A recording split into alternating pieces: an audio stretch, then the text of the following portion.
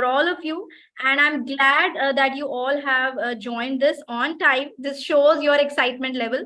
So show me a thumbs up that you all are ready and good to go for this workshop. Quickly, virtual hands, virtual thumbs up. Yes.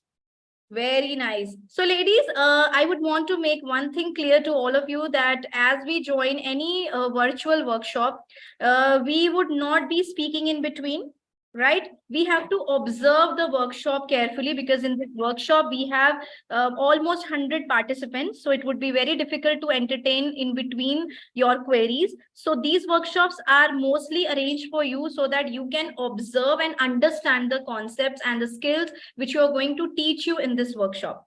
So kindly keep your things ready, or if you have not kept your things ready, you can keep your pen and paper ready to jot down all the important things that we will be mentioning. And the ladies who are going to perform with the trainer can align their camera in such a way so that you can see and we can also see how you are holding the knife and fork, the way the trainer is going to guide you. Along with that, this workshop of today would be completely in English. Okay, because this is a workshop which is on table manners and etiquette. So it has to be conducted in English only. So you have to be more careful, understand the vocabulary words also, which we will be mentioning in this workshop. And in between, if you have any question, you can ask in the chat box. And on your behalf, I will ask from the trainer that this particular lady has this query. Please kindly answer the query of this particular person. But you have to not speak in between. In the last, we will keep a QA round of, last 10 minutes will be the QA round in which you can ask your queries from the trainer. So let me give you the introduction of the trainer today. That is Mehak Lakhwani. She is from Rajasthan, and Mehak ma'am is the one who's going to conduct the session today. And before telling her about her, I would like to tell that she's one of the most, down to earth, full of positivity, and a person who believes in no one is you and that is your power. This is what she believes in. She's so friendly, and she's one of our top rated trainer of also of Skill Ninja Academy. Being a trainer, being an educationalist, along with that, she is a writer as well. She has published her books also recently, and she has written about 14 anthologies, about which Mehak is the right person to guide you all. So Mehak, I think all are ready, excited to meet you and to begin with this wonderful session which we have arranged for all of them. So Mehak, you can have a word with all of them. So here is Mehak, our trainer for today. Hi everyone, how are you all doing? I hope all of you are excited in this session of dining etiquette that we are just going to start very soon. But before that, I would like to ask all of you that do you know why we need to learn the dining etiquette? Because there is so much fuss about dining manners, dining etiquette, but why so? Well, dining manners, what is dining etiquette? Your behavior around the table with people, with your food, that comprises of the dining etiquette. So now you might want to ask that, why is it so important? Well, let me tell you. For example, you go out on dinner with someone and that person is eating very things here and there, cluttering the food, yeah, and making loud chewing noises maybe, or just, reaching over the table, disturbing everyone. Don't you come back home and say,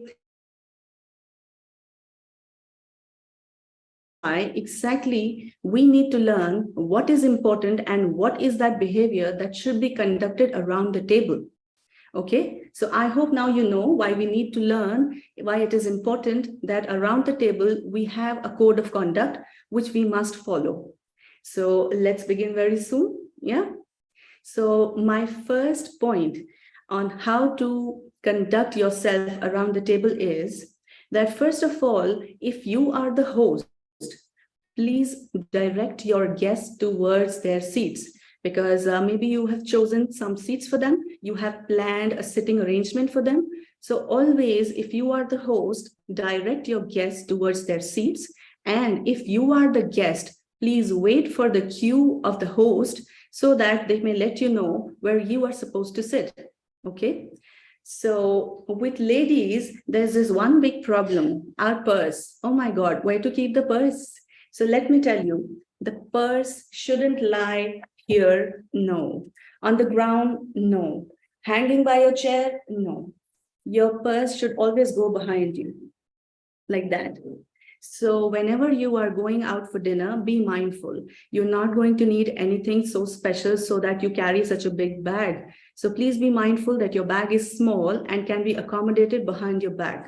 And in case you need to carry a big bag because you have a baby or something, then you can use a vacant seat behind you and maybe, ask for it. But please do not keep your bags on the floor, on the table, or somewhere else. Hang them clumsily. That looks very unclean.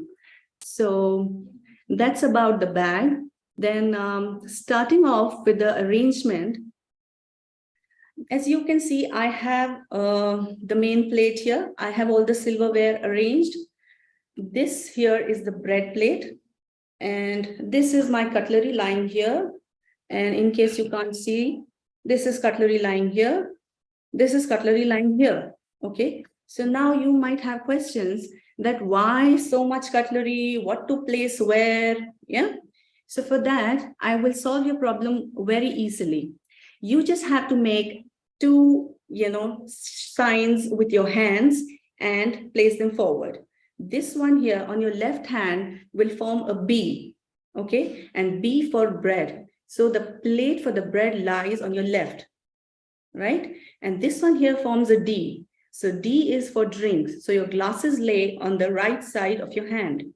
Okay, this is how very easily you can distinguish where to keep the bread plate, where to keep the glasses, and you will not be confused.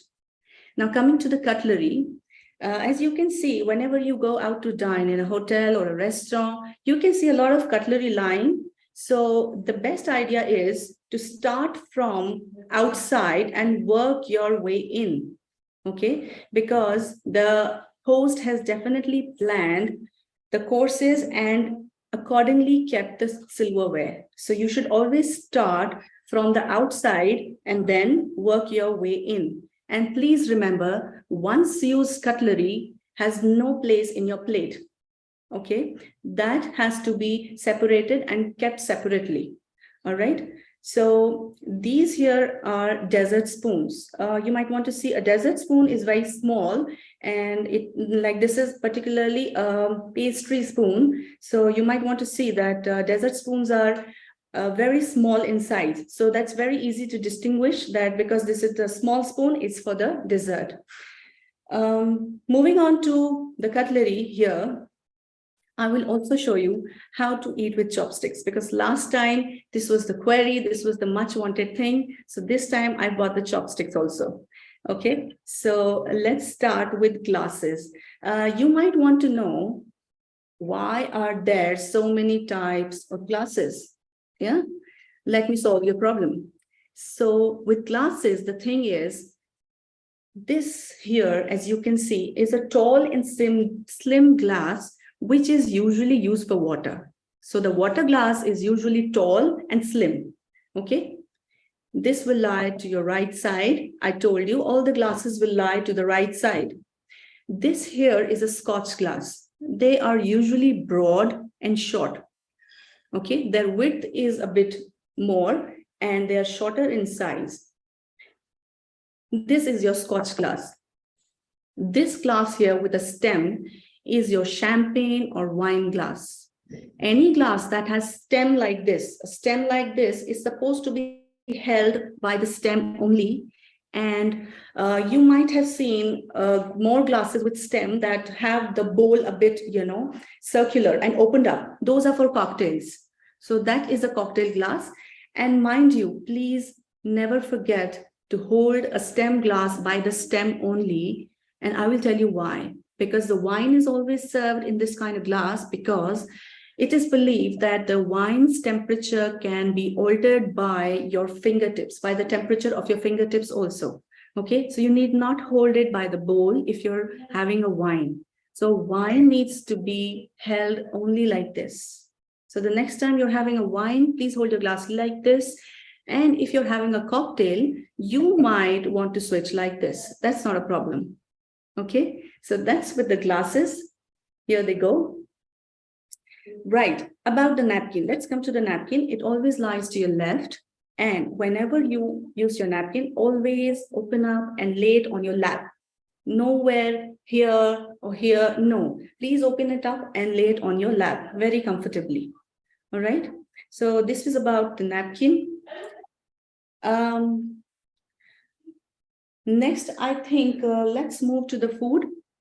Before that, there's one very important thing I would like to tell you. Whenever you're seated on the table and eating, please remember to keep your elbows off the table.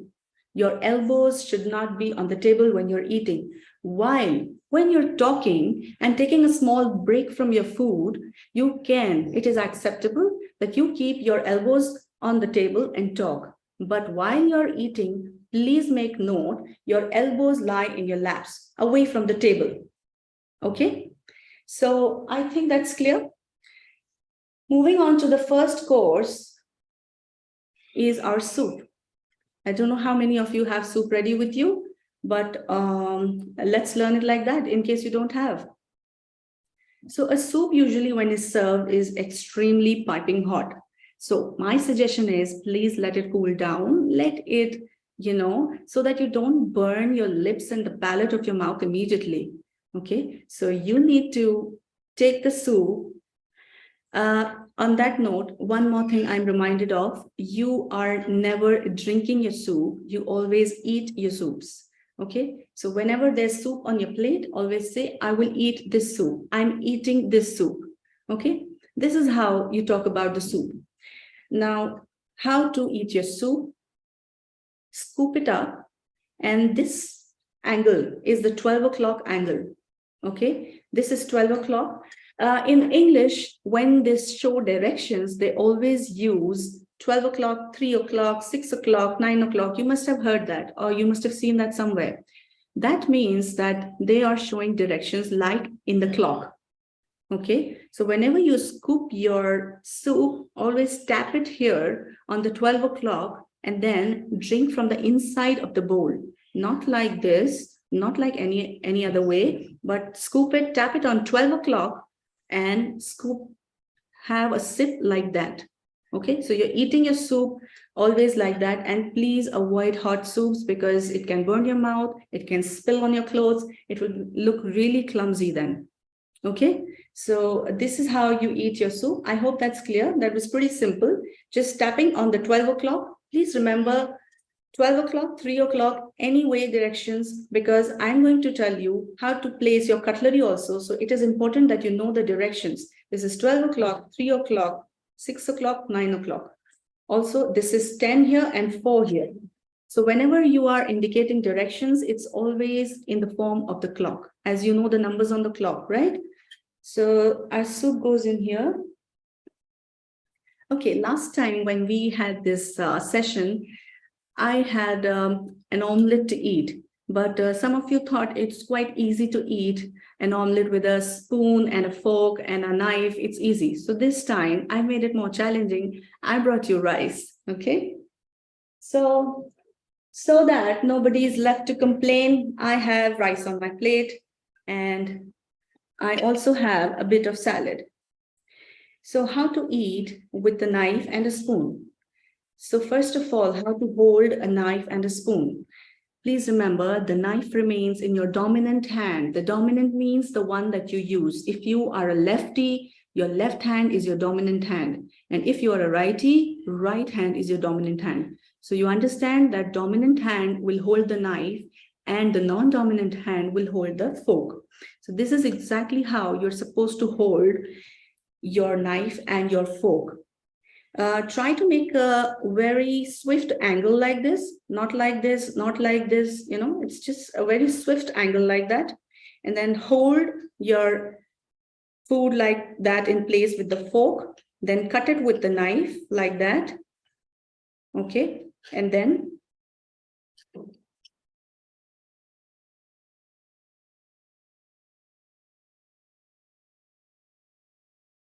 eat. And when you eat, your angle should be like this, not like this, not like that. When you're eating, it should be like this. Okay. So this is how we eat our food. Now, let's come to the rice. Okay. Now for rice, I'll change my cutlery.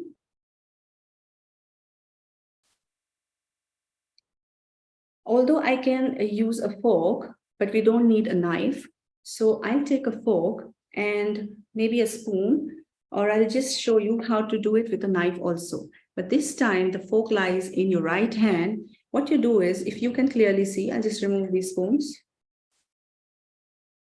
Scoop it like this and always use the other thing that you have in your hand when you're eating rice to help it into your fork or your spoon, whichever you're using, like this. Please remember, whenever you're eating, do not finish the last scraps of the food by your fingers, okay? You don't have to, collect it with your finger like that. You always use a knife or a spoon, whatever you like, and, scrape it off and then put it like this. As you can see, I'm placing it on my fork and then eat it like this, okay? So this is how you eat with a fork and a knife. All right. So while placing the cutlery, there's one thing I was talking about: time and directions. So whenever you are done with your meal, you can always lay your cutlery parallel like this. Wait, I'll show you on an empty plate. Before that, I need to show you how to use chopsticks. Okay, so here we have chopsticks. Yeah, the much awaited, all the people going crazy over Korean food, Korean noodles. Yeah, we have to eat with chopsticks. Yeah, cool. Okay. See, I'll show you a very simple way. First, take your first chopstick. I don't know if you have the chopsticks with you, but you have to pinch this chopstick right about in the middle of the chopstick here, like this. Okay, like this. Then hold the second chopstick, and then you have this space here, right? And you can squeeze this through here and support it with this finger. Do you see this finger? Yeah. And this one here with the index finger and a thumb, the one you pinched, the first one, pull them to a equal length, okay? Because they can't be lying, inappropriately. So yeah, this has to be equal. So you see, this way. This way it becomes flexible, and now you can hold things like this. See? Like this. You see how easy it is? So you will need a bit of practice, but that's really easy. If you want, I can once more tell you how to use the chopstick. Okay? Hold the first chopstick between your thumb and your index finger like this. Pinch it like this. Okay? Somewhere in the middle of the chopstick. Hold it a bit farther, not towards the point, a bit farther towards the middle of the chopstick. Then squeeze the other one right in that gap and support it with this finger of yours. Okay? And this is how you get this flexibility. The first one moves, the second one remains stiff, the latter one, but the first one moves like this. Okay? So you need to use the first one to hold your food. Okay? Like this. Like this. You can practice with bigger food, and then you can go on to, food that's smaller in size, maybe noodles. Noodles are also like really easy to pick up like that. You'll be able to do it. Okay. All right. Now I want to show you how to place the cutlery when you're done. When you're done with your food, your cutlery lies like this. Okay. At 12 o'clock and 6 o'clock, like 12 o'clock. Parallel in your plate. Also, some countries accept this angle, which is 10 and 14. But the cutlery has to lie parallelly. Okay. And this one here, when you're keeping it like this, means you're still eating, okay? And you're ready for the next meal. Some countries where you do this, the tongs in the knife, this means you did not like the food. So this is something, although I don't want you to do it, but I'm just telling you for the information that it means this. Okay, so now we're done with our main meal. Let's come to the dessert. I have an apple pie here, and I have my dessert spoons. Okay, so the dessert spoon is here, and I might use a fork if I want. I'll just use the fork to support the food, place it here so that it can hold this pie here, and then cut it like this, and maybe eat like this. You can also eat with the spoon. It's flexible because it's dessert. Yeah, so you can eat it like this and help the fork push your food onto the spoon. That's how you do it. That's how you'll eat it. Okay, so this is something we eat like this. Also, there's one more thing I would like to tell you. As much as we would like to follow the whole code of conduct, but you must be comfortable with it. Because in case you're not, you will look clumsy, you might keep dropping your silverware, you might spill food here and there. Always, always be very comfortable, either practice at home or use the best possible way that you know how to eat. Do not shy away from using your hands because it's better than spilling food everywhere and your cutlery tapping on your plate. Okay, so that's a bit of advice from me. Now coming to finger foods. Now, what are finger foods? I'm sure all of you are very much aware of with your dear pizza. I'm sorry, mine just got a bit clattered while on the way. So here is the pizza, and pizza is a finger food. Also, while I'm saying pizza, I'm reminded, please do not call it pizza or pizza. It's not like that. It's pizza. It has a sound of t to it. Pizza. Okay, so this is pizza here, and pizza being a finger food, you can directly, very guilt-free, pick it up and eat it like this. Okay, so eat it like this. Also, if it's a bigger piece, if it's a bigger shape, you can also fold it like this, and eat it like this. So not a problem eating a pizza with your hands. All right, so this was about pizza.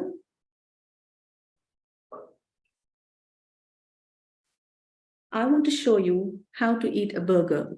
Burger can be really typical while eating. Because of the size and the stuffing, it's really important how we eat it. And most of the time when you're trying to eat it, things keep falling off and maybe your mouth gets all soiled with the ketchup and the, sauces in between. So what to do?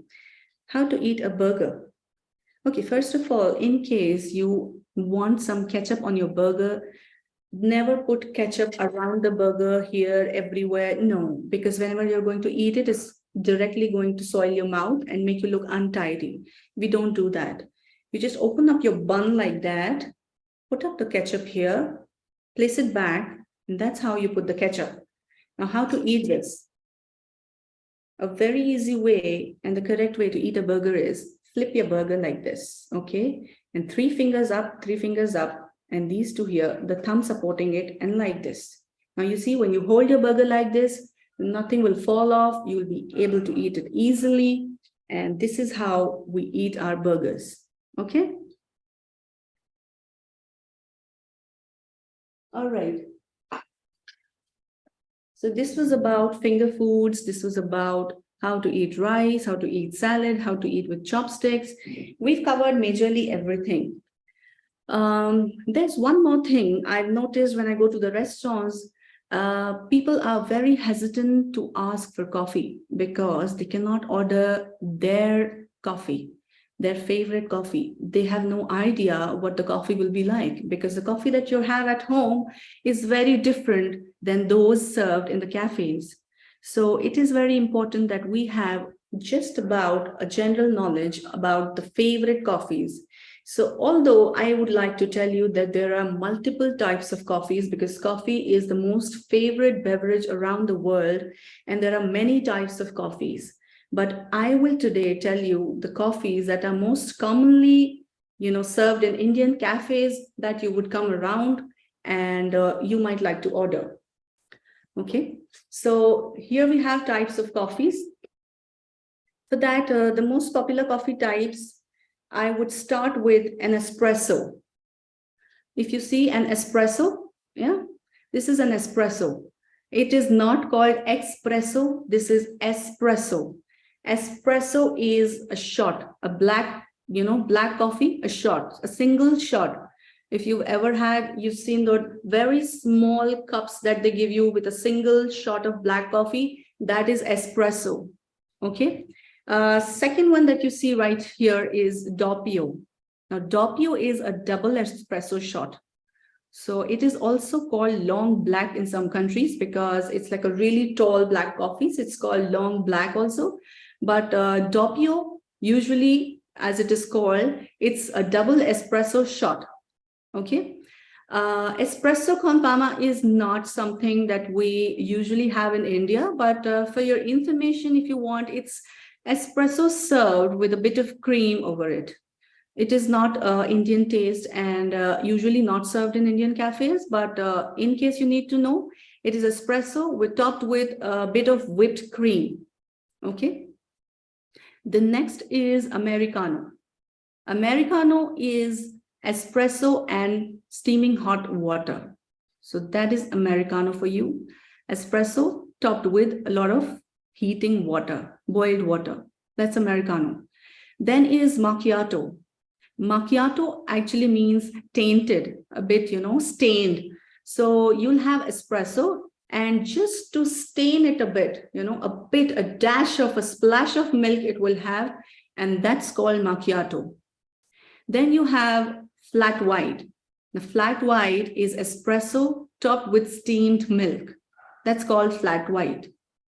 Then we have a very common one, which is the latte. Okay, latte is, please do not call it latte or something. It's latte. So latte being formed with espresso, some steamed milk, and topped with a bit of milk foam. Okay, so latte is a combination of espresso, milk, and a bit of foam. That's how the latte is made.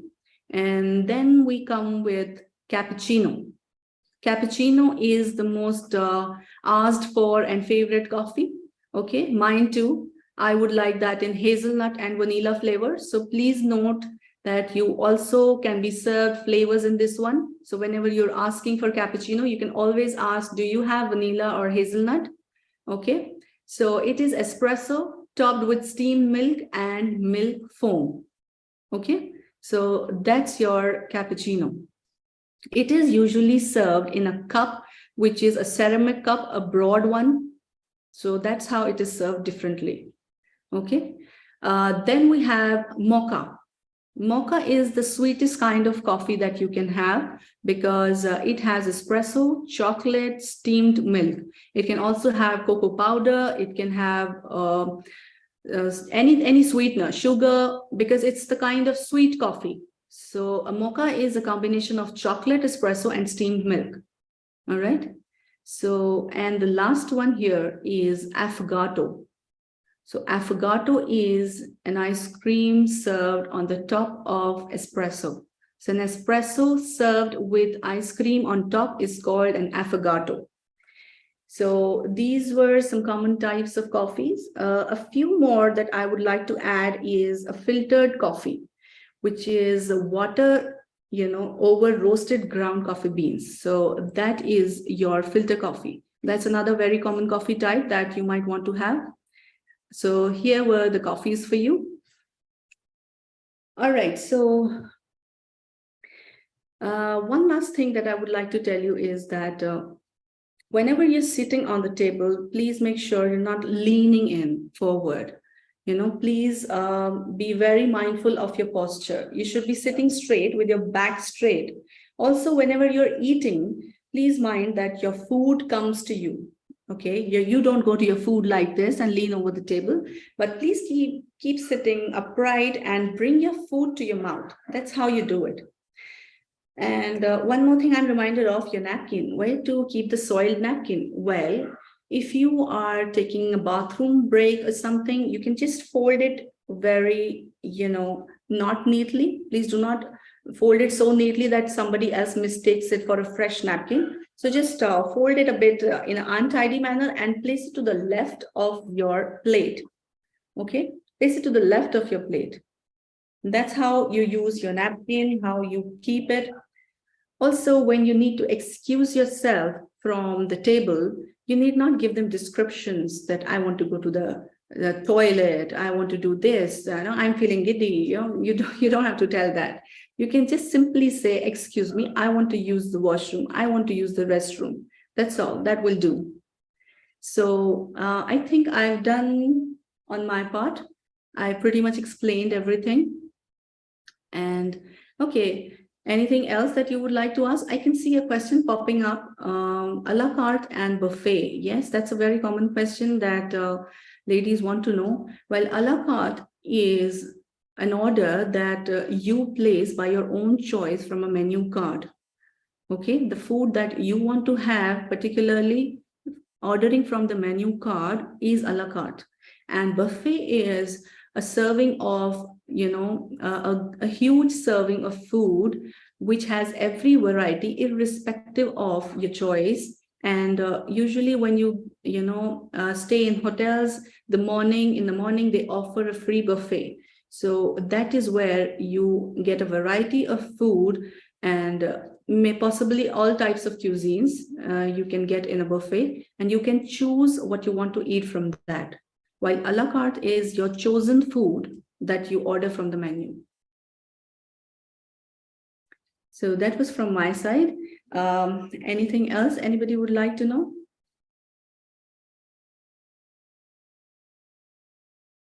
I think, Mehak ma'am, they all want to know the difference between mocktails and cocktails as well. So the ladies were all excited to know the difference. I think many of them know also, but still we can tell to everybody. Sure.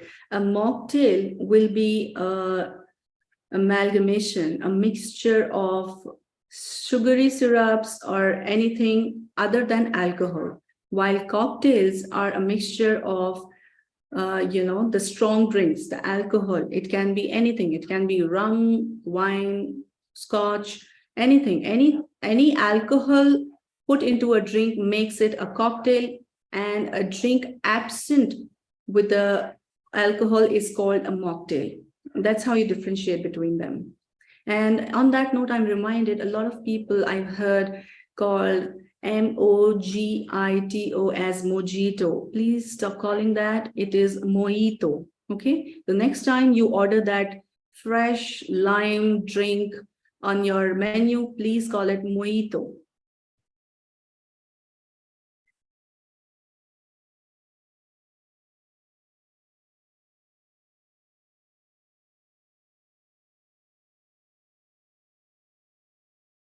So I hope all of you have enjoyed the session. If there's any query, you can tell ma'am. She might put it on the screen. So I'll just, get you through a list of some cocktails and mocktails. Yeah. So you can see some cocktails, like the cocktail, we can see Manhattan, Green Russians, Death in Afternoon, Alexander, Paradise, French Connection, Dirty Martini. Okay, how to order a cocktail. You might have a preference of alcohol, right? You might not want to have rum. There are some people who don't like having vodka. There are some people who would prefer, martini. Some would prefer gin. So how to do that? Please note every cocktail that you will have mentioned. Below it, the hotel will have its own, description of the drink. It will tell you beneath that what all concoction of the drink is. So in case you are confused about your drink, you can always ask the sommelier, or maybe there is a description at the end of every drink, which will tell you that what is it composed of. So you can choose your spirit, you can choose your alcohol. While in mocktails, it's the same. They will always make note of whether it's made from orange juice, from fresh mint, from lime, whatever. So always, and do not ever hesitate to ask that what is the composition of your drink, because you might not want to have spirits or drinks that you do not like, or maybe you're allergic to. So please do not feel shy or hesitate. You can very well ask the sommelier or the waiter that what is the composition of this drink, or you can ask what you like.